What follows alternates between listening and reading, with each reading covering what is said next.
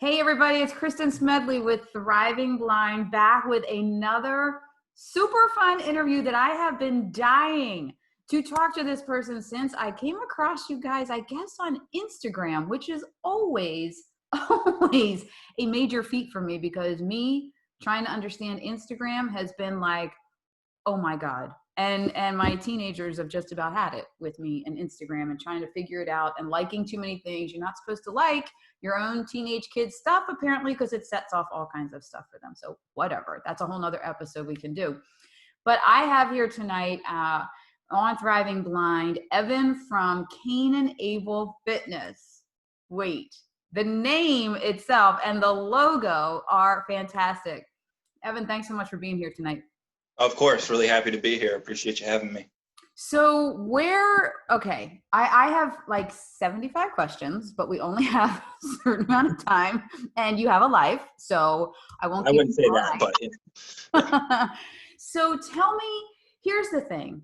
The fitness thing has been an issue for me with my two blind sons. You know, they were in a lot of blind sports. They joined regular sports, but it's been a tough one now that Michael's out of school and in college. Mitchell's a senior. They're not in a lot of organized sports. And Michael wanted to go to a gym this summer while he was home after the whole quarantine. And it was a tricky one for somebody that's blind and navigating a weight room. And then I'm watching all the stuff that you're doing. Tell me about how you got into this and what it is that your business is. yeah. So I guess I should probably start with when my visual impairment began. So it was almost 6 years ago. Started having issues. Actually realized pretty much in the middle of a volleyball game. I'd been playing well back home in Kewanee, Illinois. And then there was one game where it's like the lights were messing with me, and then I got hit in the face, and I like never got hit in the face. And I was like, I didn't even see that coming. Like, I'd be embarrassed if I had a chance. Something's weird here. So I wound up going to the eye doctor, and we figured out that through my family's propensity for LHON. So I know your boys have the congenital version, correct, of Leber's? Yeah, they have LCA. Gotcha. Yeah. So I have Leber's hereditary ocular neuropathy, and it kicked in pretty quick. And my last time driving was driving back from the eye doctors, where they're like, yeah, that's probably what it is. So I was always a fairly active person. I was the skinny little nerd growing up, and the gym was a bit of a challenge for me.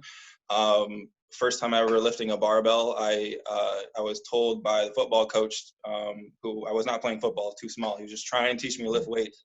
Mm-hmm. I lifted it to my shoulders, and he told me to put it over my head, and I tried, and it crashed onto my head and onto my shoulders and onto the floor. And he's just like, just get out of here. So, oh my God. It was not a given for me to be able to do that, but I really kept pushing at that. And then by the end of college, I'd finished my bachelor's a few months before my LHON kicked in, and then I just wanted to keep doing what I loved, which was training myself and training others. So faked my way through a couple of jobs, for being honest, and managed to adapt really quickly between trying to do everything I wanted to do anyway, and parents and little brothers and sister driving me around and getting me places, and we just kind of kept at it. That and the farm work tend to help to make me adapt really quickly. So the year after that, I went and got my master's in kinesiology at UIC with a concentration in applied exercise physiology.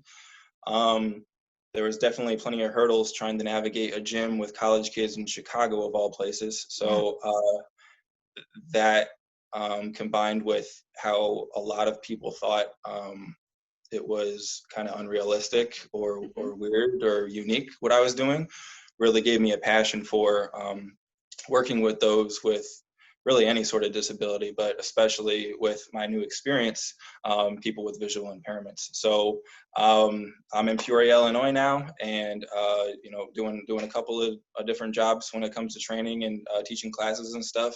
And we finally got on the ball to get a bunch of articles done and hopefully a lot of resources for the visually impaired with how to cater exercise and whatever they need in that facet. My brother Bryce, he designed the entire website, which was really great of him. Oh, cool. And then my brother Jacob has taken a lot of the pictures that people will be able to access that help demonstrate exercises as well. So our mission is to show good examples of blind people exercising, and then how to cater exercise specifically for them, whether it be home workouts or different aspects of the gym.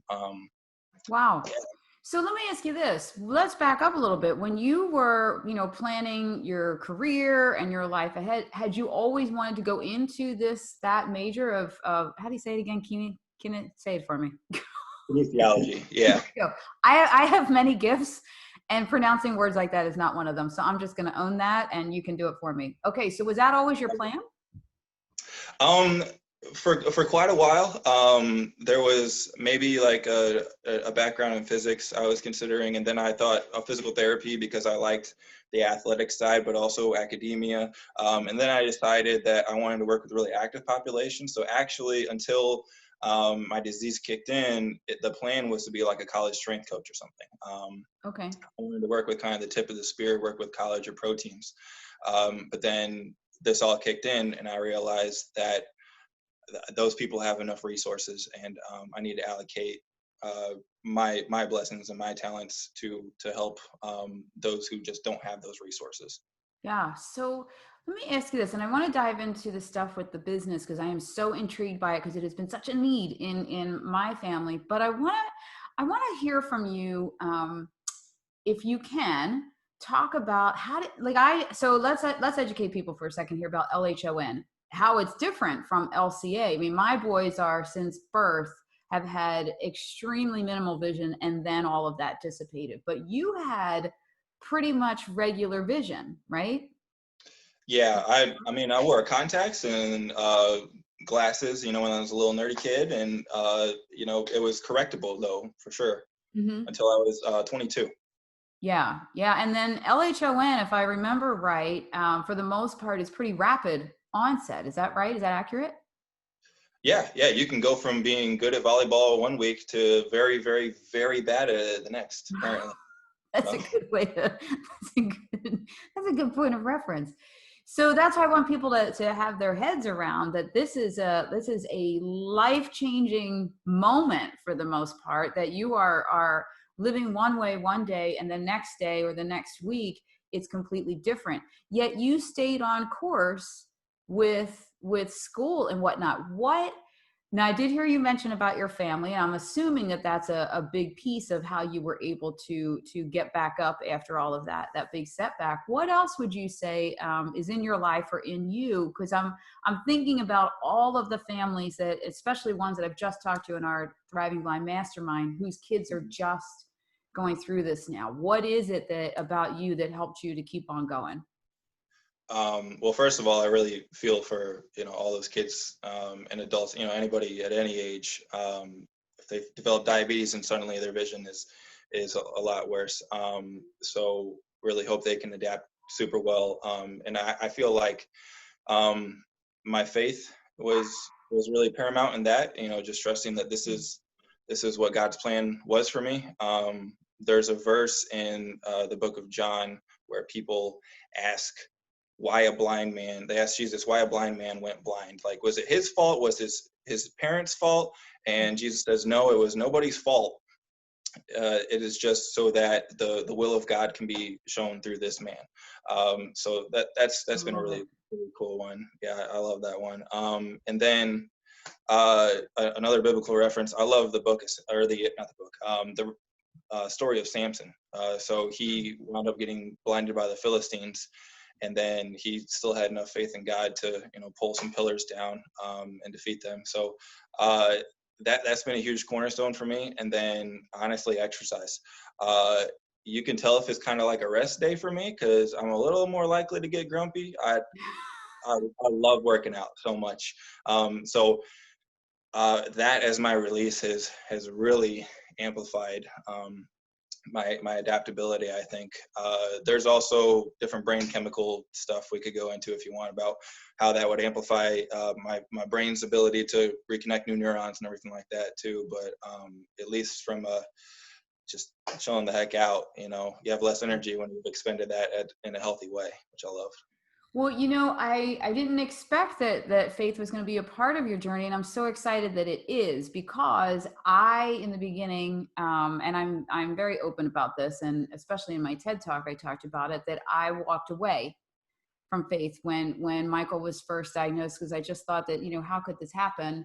And it was actually ultimately my grounding in faith, my foundation in faith, that brought me back and brought me through in massive ways. So I'm happy to hear that you had that similar experience also. So okay, and I do want to honor your family real quick too, because you mentioned them. So how many people are in the family? You're talking about people are driving and doing all kinds of stuff. Yeah. So I have my mom, who is like our absolute bedrock. She's like, my best friend in the world. Luckily nowadays she works 5 minutes away from me, so we get to go to the gym all the time together. And I'm usually, training her, and she's, the other day actually hollered at me through some sets I really didn't feel like doing and pushed me through it. It was awesome. Okay. And then I have a younger sister, Hannah, and a younger brother, Bryce. They both live in Chicago. And then our youngest brother, who is 6'8", so he's a very big young brother, Jacob. That's awesome. All right, cool. So let's dive now into, I want to hear about I've seen the website and the blog articles. Tell me about where you're at with it, what the rollout of this is, and how it helps the blind and visually impaired community. Absolutely. So we launched a few weeks ago, and we have a website, CanionableFitness.com. And we're posting weekly articles. It's going to be some pretty varied topics. I'm trying to make sure that it covers a broad spectrum of, whoever needs it. I have one in development about diabetes and its role in reducing vision. And then I have other things like, we already have this one up, biomechanical, issues that are exacerbated by visual impairment. So say if you're walking with a cane, how that could potentially cause your wrist to stay cocked in a certain position and cause some issues, and how to undo some of that undue stress to make sure that you're healthier. So I'm trying to use my biomechanics background and also my experiences as a visually impaired person to really inform all of these articles. So some of them are some at-home workouts. I know we have some of those already up on the site, so that it's all doable like during quarantine. And I'm trying to be very specific when I'm wording and writing the articles to make sure that whether you're partially visually impaired, fully, and anything along the spectrum, that you'd be able to understand how to do the exercises. So we're posting on Facebook and Instagram some updates, and then some fun little videos and little tips and tricks and stuff like that, and examples of other visually impaired people working out to provide some examples and hopefully some encouragement as well. Wow. Okay. That is so cool. Now, let me ask you, what advice would you give? And I'm supposed to be helping everybody else, and it really comes to like what is happening in my life right at this minute. But I have a feeling that a lot of other people are dealing with this. What advice would you give to somebody like my son, Michael, that is, when he was home for the summer, he went back up to Penn State's campus. But I do know that he goes to weight rooms on the campuses that he goes to. What advice would you give us for getting into the weight room? Like, do you think that it's helpful for me to be the one guiding him? Should he be working, like get the trainers that are at the gym on board with this? What would you say to somebody like me that just didn't know where to begin with it? I would absolutely start with someone that is very accommodating, but also knowledgeable in the movements. Because of all my experience with different sorts of exercise, I'm very, very picky about like qualifications or how some personal trainers approach things. I'd want someone who is very knowledgeable and can really adapt exercise on the fly. So saying that, making sure that you have someone there to teach the basics, the squat, bench press if someone wants to do it, a deadlift, my absolute favorite, or any other movements. And then also the specifics of how to navigate the weight room, not necessarily just this is where the dumbbells are, this is where the machines are, and that broad aspect, but also how to work the important machines that they're going to need. Where the dumbbells are is huge. I learned that at UIC. You have to kind of memorize what array of dumbbells there are, and especially like where it starts. So say the far right on the top is the 50 pounders, and every two it goes down 5 pounds to 45s, 40s, etc. I would use that and trace my hand along just to make sure I was able to find the weight in a more efficient manner. So a lot of those little tips and tricks that are going to allow them to spend their time working out, as opposed to worrying about is this a 50 pounder, I'm going to try to feel the numbers and things like that. So those little shortcuts early on is super helpful, because it's going to take a lot of that anxiety out of the equation and allow you to kind of hit the ground running a little bit more. Okay, so what I love the most in all of that stuff that you just said, which was incredible information, we actually have Eric Hartman is on and saying great advice. The fact that you said, and I want all the moms, I know you do everything in love, moms and dads and aunts and uncles. I want everybody to understand that the advice here was not, yeah, you know him so well, so walk him through. No, leave him at the door and pair him up with somebody that, like you said, is going to be accommodating. Yes, absolutely. Yeah, like in Chicago, I had help maybe twice early on in order to kind of have an idea what the heck was at the gym. And then I actually was there on my own because I had to be. It was after my class. I didn't have any other person who could be there with me at that time. And I was in a squat rack and I was looking around for 2.5 pound plates, and I couldn't find them for the life of me. And then I actually told this story at the guy's wedding as one of the groomsmen. I said this angelic voice came from another squat rack and said, "Hey, are you looking for some plates?" And then it turned out it was this guy that my sister knew at college as well, and we wound up becoming really good friends. So you're going to wind up finding a support system with the kind people there are out there. Oh, I love that you just said that, because my kids have met so many people and have, like you said, become friends with them or have a relationship or, whatever, because they ask for help. It's okay for all of us, blind and visually impaired, mom with 3 crazy kids, doesn't matter what your journey is. I think that everybody starts to get like, oh, I don't want to ask for help. I want to just figure this out on my own. And I do understand a lot of times, especially in vision loss, it comes from a place of anger or, not, you feel like you can't do the same things that you used to do. And I'm sure that you would agree that, gosh, if you just ask for help, it just shortens the time frame for you to get to your goal. Yeah. And really it's for your benefit, it's for their benefit. Me and that guy are best friends now. We wound up having like a group of guys who would lift together and everything, and it really goes really well. And then when you have that faster adaptation period, because it's super scary at first, being able to push through that and find what adaptations you need, it really opens some doors. So I'm like 40 pounds bigger. I'm a lot stronger. I started an entire new sport of strongman once I was already visually impaired for a couple of years. You can be your biggest and your baddest for sure, even after anything is coming into play vision wise. Oh, that's cool.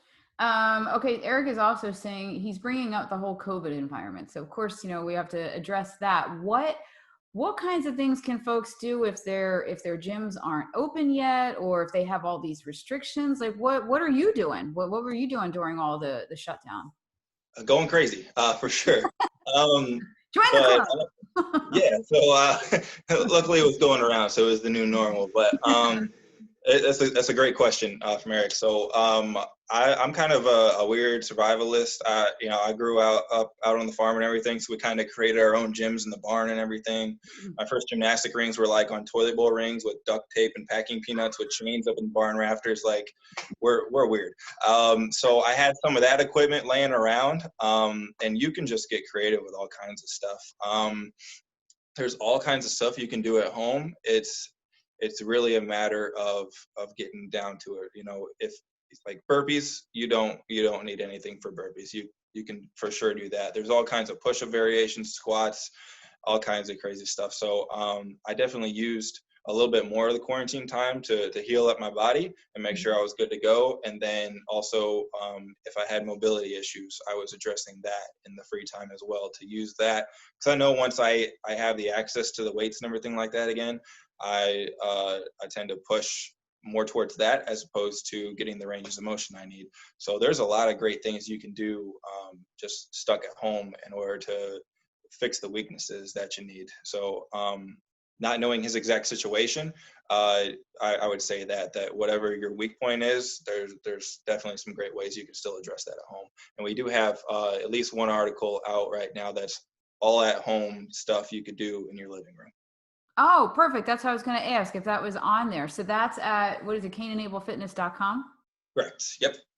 Great. So everybody go check that out. What are the next couple of goals and things you're looking to achieve with the business?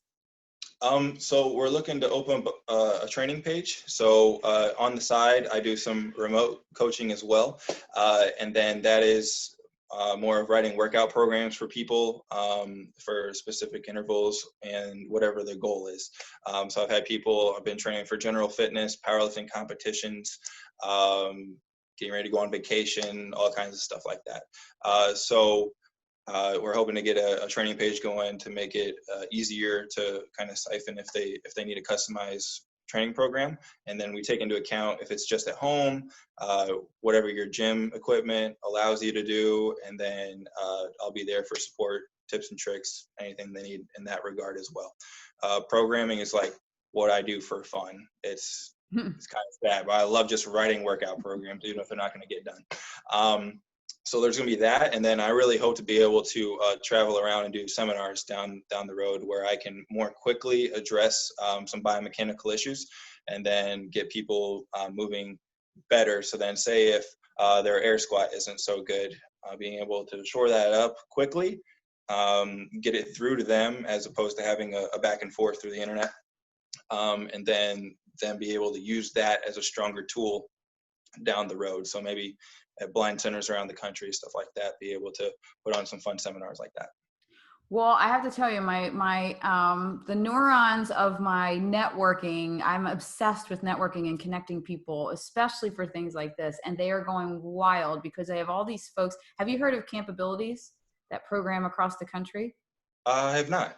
So I'm going to connect you with them because that's where I can feel and hear that you're going to make such an impact in that program. It's for blind athletes. My boys have gone, it's different in every state that it's in, but my boys have gone here in Pennsylvania to the university I went to. They go for a long weekend, Memorial Day weekend, train one-on-one with coaches and do all kinds of blind sports, but they compete in a triathlon on the final day. What they learn, here's what I loved about when I was first found you and saw all the work that you're doing. Kappa and other programs I'll connect you with address this whole obesity and non-movement in the blind community, and because it's so prevalent, because people just don't know what's out there to get the kids moving, and let's be honest, a lot of us parents are afraid of having them do some things. Kappa addresses that. Now you're addressing that, and so many others, and I think that we'll put everybody together and really, beyond making a dent in that issue, we're going to I can see it start to eliminate as you guys come on the scene. It's great stuff. That would be awesome. That's really the end goal, is to get people more empowered and understanding that they're definitely not alone in this. I just watched a video about the long snapper a few years ago for the USD football team being able to do some of that stuff. Yes, and got all emotional about that. And I just love all these different cases of examples. And it's not isolated incidents. It can be anyone with a visual impairment or not being able to be active and pursue what they love. So I'm really hoping that from kind of like a strength conditioning perspective, I can really help amplify their ability to do whatever the heck they want, whether it's just be better at going on a hike with their significant other or compete in a sport like I do, or anything in between, I love it. I love that you've used, I have another program on resilience called Brilliantly Resilient. And you have outlined every single thing that we talk about there about coming back. I call them sucker punches, coming back from a sucker punch, using all of the gifts and talents that you have, you uncover those. And then, I mean, you're like the superstar version that then you go on this new journey impacting all these people that you probably wouldn't have been able to do had life gone according to plan. So I appreciate that about you, and that you're doing all of this work that is, like I said, it is so important to my family and the community here at Thriving Blind that I serve. And I have to tell you, my boys were born in Chicago. We were in Naperville. Oh, were you? That's crazy. Yeah, I went to boarding school in Aurora, so I was in Naperville to take the train back home all the darn time. Yeah, you were right next door in Aurora. I think the preschool that Michael went to was actually in Aurora, but was Naperville School District. How funny is that? Yeah, my daughter was born back here in Philly, and she's furious that she's the only one that didn't get to live in Chicago. Someday. It's not for me, but hey, if it's for her, more power to her. All right, good stuff. Well, listen, let's I hate to have to wrap this up because I could sit and talk about, I'm a lifelong athlete, and working out for me is my release. That's what I do every day. I actually even brought soccer, which was my first love, back into my workouts, because when I was down in the dumps 4 years ago, I figured that was when I was my happiest, and I brought it back in. I don't know that my knees are all that happy that I've done that, but my mind sure is great. We can work on the knees. That's all right. All right, good stuff. Tell everybody again where to find you between your website and the social media platforms. Yeah. So our website is Cane, C-A-N-E, and Able, A-B-L-E, fitness.com. So biblical reference mixed into there. And then our Instagram, same thing, Cane and Able Fitness. We have a Facebook page as well. Same thing, Cane and Able Fitness. My personal page, I post I don't like posting all of my training videos on Cane and Able Fitness, but if you want an example of another blind athlete to follow, it's Schwerbrock, Star Wars reference, of course, Schwerbacca.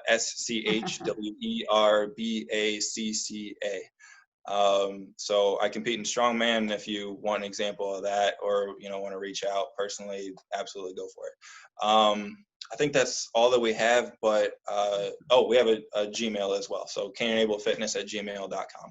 So any of those avenues that anyone wants to reach out, more than happy to discuss their situation and forward them to some article that could be most useful for them if they want to get a program, anything along those lines. Be very happy to help. Awesome. All right, everybody, go check that out. Go follow Evan and Cane and Able Fitness on Instagram, all the platforms, and here on Facebook. I've linked it in the announcement of this video, but I'll put all of those links in the comments of this. And then make sure you check it out and get your kiddos or yourself active. It is one of the best things that you can do when you don't know what to do. Get active, get moving, and do it with Cane and Able Fitness so you're doing it right. Thanks so much for joining us tonight, Evan. It's been fantastic to talk about this with you. Of course. Hope to talk to you again soon. This has been awesome. I really appreciate it. All right, everybody, go check out those links and check out Thriving Blind. Go to KristinSmedley.com/thrivingblind to find out the announcement of the new Thriving Blind Academy, where we have master classes, and the new mastermind session is opening soon. So go check all that out. Have a great night. Thanks, everybody.